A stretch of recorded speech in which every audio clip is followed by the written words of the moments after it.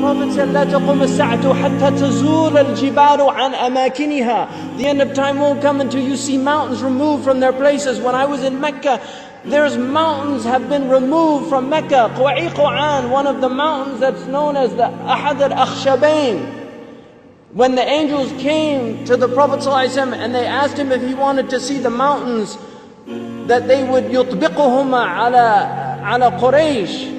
One of them was Abi Qubays and the other was Quwa'iquan. Quwa'iquan has been removed. It's gone. It's no longer there.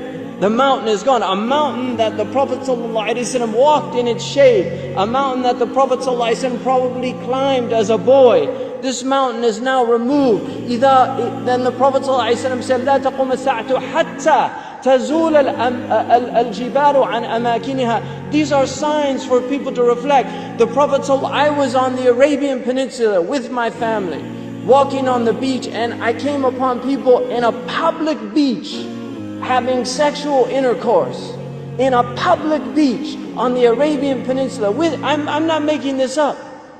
This is the level of fasad that is happening on our planet. The Prophet ﷺ said, لا تقوم الساعة حتى يتحارج الناس تحارج الحمير. That the end of time won't come until people are like animals openly. He said, sallallahu alayhi wasallam, that one of the signs of the end of time is civilized people would walk with their thighs exposed in the marketplaces. بادية الأفخاذ في الأسواق.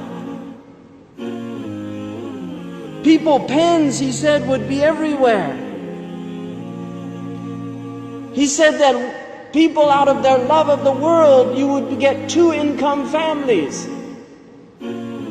That people would be two-income families. That he said a woman will out حرصا على الدنيا تعين زوجها على التجارة. Out of love for this world, she'll work like her husband to earn livelihood, neglecting the children.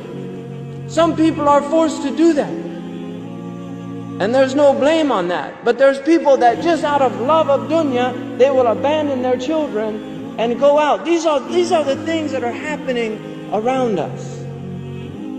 He told us that towards the end of time, you will see the people, the ala, ri'asha, yatatawaluna fil bunyan. He said there will be poor people who were the desert people, and they were poor, and they were taking care of goats and animals, and then they'll begin to build huge buildings.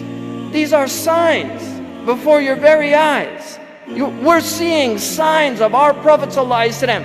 He told us that you will see the buildings of Mecca reach the mountaintops. The buildings of Mecca will reach the mountaintops. And this is happening in our lifetime. When I first went to Mecca, there were no buildings even close to the tops of the mountains of Mecca. And now it's filled with buildings that are beginning to reach the mountaintops.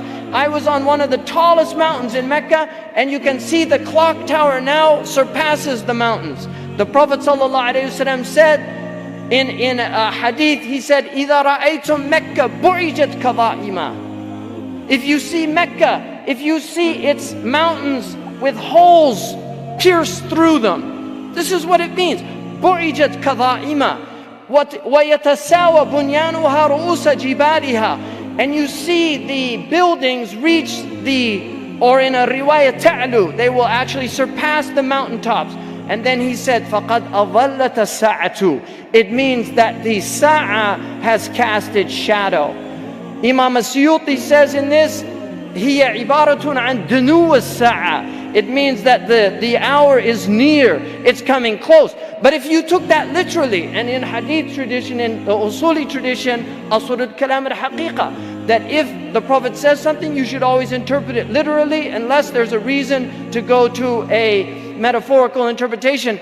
Now we have the clock tower casting a shadow over the Kaaba.